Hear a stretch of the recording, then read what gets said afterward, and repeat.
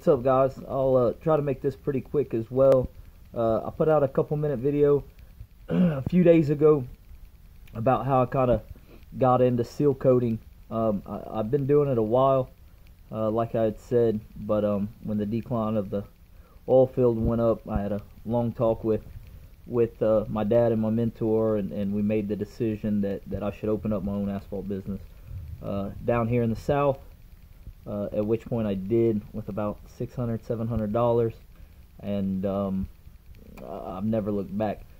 Couple questions that I do want to answer, and then when business slows down a little bit, I kind of want to make a timeline and explain a little bit more to you guys, because I have been getting a few emails or messages and stuff asking, well, how did you do this? How did you do that? How did you do this?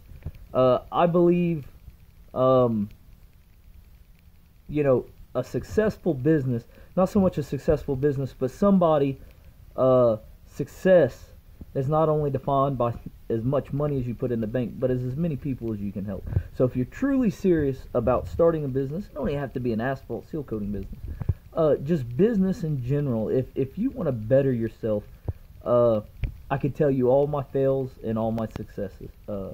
Asphalt is actually my fourth business that I have opened, but asphalt is the most successful business that I have opened.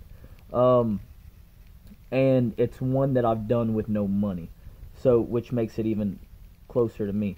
One of the questions that I got was, have I sustained an asphalt for the last 3 years? Like, is that the only thing I did? And the answer is no.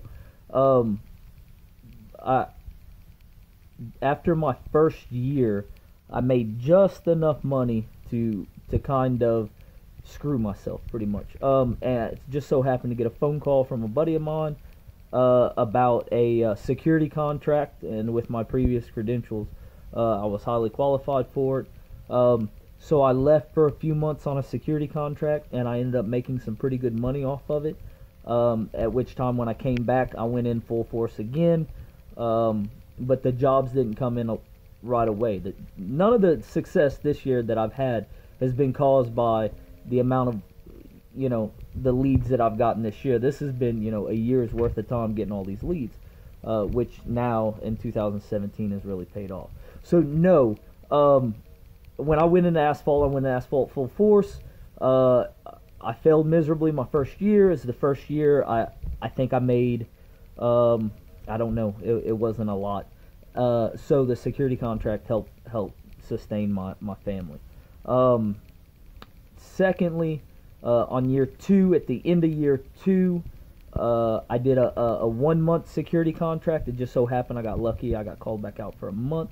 I did 1 month, but I had so much business I couldn't fulfill the security contract and that. So we parted ways with the security contract, and I've been 100% asphalt since.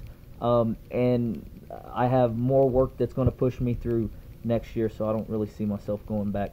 So the important thing about that is, do not quit your day job until you have business lined up. You know, don't just quit with no money in the bank and say, hey, I'm going to do it. It's a very stupid thing to do, and that's exactly what I did. But I got lucky, and I worked really, really hard, and, you know, some other opportunities landed in my lap. So unless you're just financially strapped, do not quit your day job to go into asphalting full time right off the bat. It's a dumb thing to do. A lot of people do it, but when you get to the bottom line of how they did it, it's always, you know, oh well, my daddy gave me this, or I'm a second generation and I took all my daddy's equipment, or third generation, or in business in general, I had to get a $20,000 loan from mommy, you know, so I did it with zero loan from mommy or daddy. I am second generation asphalt, but financially I've got zero help from anybody. It was just a lot of blood, sweat, and tears, and a lot of tears. Next thing was the infrared machine. I've got 3 messages about this infrared machine a couple hours after I put up that last video. The infrared machine is an amazing product that I bought. It's not the cure-all, and I'm learning, a lot more about it. I knew a little bit about it when I bought it, but I'm learning a lot more about it now as we go on. And it's not the cure-all, man, but the machine will sell itself because the technology and the things that it's able to do, I don't know, you either like it or you hate it, and I love it. Foundation failures, you can't fix foundation failures by knocking out 3 inches of asphalt and bringing up the level. If it's a foundation failure, it's going to continue to have a foundation failure. However, the good thing about things like that is if somebody doesn't want to pay to have it cut out, the re-foundation laid, infrared is another alternative. It's a band-aid to a problem, and it's a hell of a lot better than cold patch. I've used cold patch one time. I absolutely hate it. I'll never use it again. I think I don't know. I don't like it. I personally don't like it. I bought an infrared machine in a hot box, and I did that with, basically, I kind of explained it. I went into several different banks.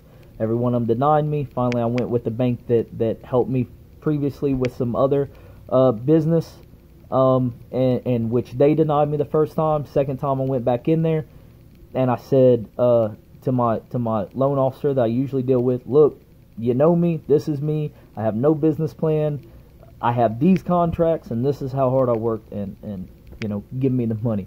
And he believed in me, and he did. 1 year to pay it off. I had 3 apartment complexes where I was going to use this machine. I ended up making the money back within a month and a half, and it's and I've been nothing on the up and up ever since.